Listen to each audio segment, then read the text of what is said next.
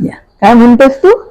आपण जे भगूरला गेलेलो तेव्हा तुम्ही म्हटलेलात की राजीनामा किंवा बाकी माफीनामा ते काय होतं, म्हणजे मला ते समजलं नाही, त्याच्याबद्दल तुम्ही थोडं एक्सप्लेन करू शकता? बरोबर विचारलंस. एक मिनिट थांब, मी तुला दाखवते काय, ती नुसतं सांगत नाही. कारण मी पण कसं सावरकरांना खूप मानतो, त्यांच्या सगळ्या गोष्टी मी वाचतो, त्यामुळे. हे बघ आता मी तुला दाखवतेच.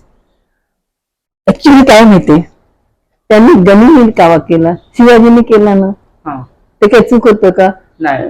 ते आग्र्याला सुटका करताना खोटं खोटं केलं, उपास आहे, आजारी आहे का, तर औरंगजेबला फसवायला. सुटका तर करून घ्यायची. त्यानंतर त्याने आणखीन एक गोष्ट केली. काही लोकांना तो जरा खटकलं, इव्हन त्या काळात पण त्यांनी संभाजीला मागे ठेवलं मथुरेत एका ब्राह्मण, कारण ते विश्वासात त्यांच्या घरात ठेवलं. पण बाहेर पडल्यावर पुढे येता येता संभाजी गेला असं उल्लेख केला. कळलं मला काय म्हणायचं ते. आणि इव्हन रायगडला पोचल्यावर पण त्यांनी हेच दाखवलं जिजाबाईंना, वगैरे संभाजी राहिले नाही. का केलं? त्यांना काही वाईट वागायचं होतं का मुलाशी, पण त्यांनी तो गनिमी कावा केला. का तर औरंगजेबची मोगल सगळे लहान 10 वर्षाच्या मुलाला शोधणार नाही. बरोबर. गेला. त्यानंतर त्या ब्राह्मण फॅमिलीत राहून ते हळूहळू प्रवास करत आले. पण त्यावेळेला मराठा असून त्यांनी त्याची शेंडी लावली, संस्कृत शिकवला. इव्हन वाटेत संभाजीला पण कळत होतं, त्या ब्राह्मण विद्वानालाही कळत होतं. पण जेव्हा मोगलांनी पकडलं एका तेव्हा त्यांनी एका ताटात जेवले त्यांच्या सांगण्याप्रमाणे. का? त्यांना त्या काळाचा धर्म होता ना की ब्राह्मणाने ताटात जेवायचं नाही, मुलाने उष्ट कोणाच खायचं नाही. पण त्यांनी तो गनिमी कावा केला. हाच गनिमी कावा सावरकरांनी केला. ओके. आता तू कोकणातला आहेस, रत्नागिरीचा आहेस. आता ह्यांनी काय डोकं चालवलं की अंदमानला राहून मरण नाही, मरण आहे जनन आहे. ओके. म्हणजे देशासाठी मरणं, ते त्याच्यासाठी जगणं पण जरूरी आहे की आणखी क्रांतिकारक तयार करायची. बरोबर. त्यासाठी त्यांनी तुमच्या त्या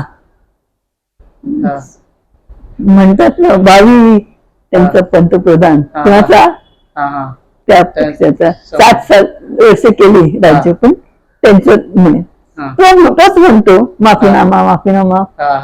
पण ते का त्यांच्या सावरकरांच्या मागे लागलेत हे महत्वाचं. बरोबर. कारण त्यांना ती म्हणजे त्यांच्या दृष्टी हे काढून टाकायचं, म्हणजे लोकांच्या मनातून त्यांना उतरवायचं. पण ते उलट झालेलं आहे. आता बघ, त्यांनी जेव्हा तो माफीनामा दिला त्याच्यात काय त्यांनी म्हटलं, मला तुम्ही सोडा, मी राजकारणात भाग घेणार नाही, फक्त समाजकारण करेन, समाजासाठी बघेन. आता समाजासाठी जगणं म्हटल्यावर त्यांनी काय केलं, रत्नागिरीत आले, नजरकेदीत राहिले, सगळं. म्हणजे त्यांनी एक पुस्तक लिहिलं, मोपल्याचा बंड.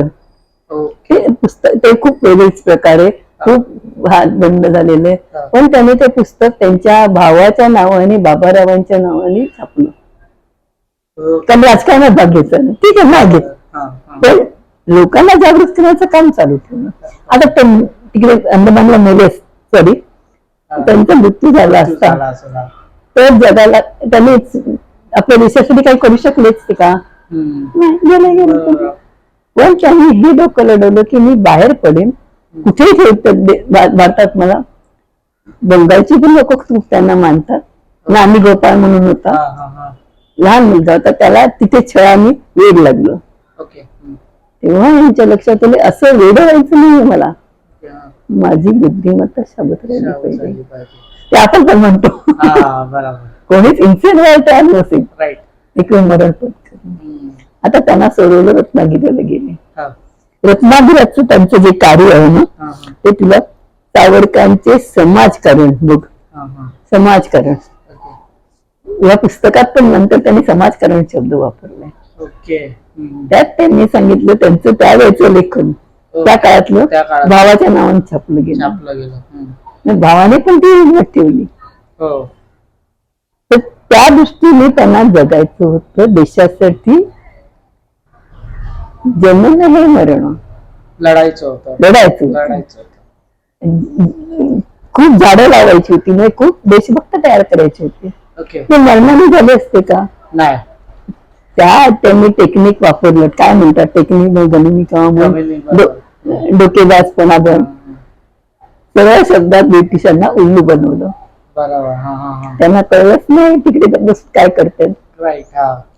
तिकडे त्यांनी कित्येकांची धर्मांतर जबरदस्ती केलेल्यांना परत हिंदू धर्मात घेतलं. आता ह्या पुस्तकात बघशील, नंतर त्याने तिथे बसून भाषा शुद्धी केली.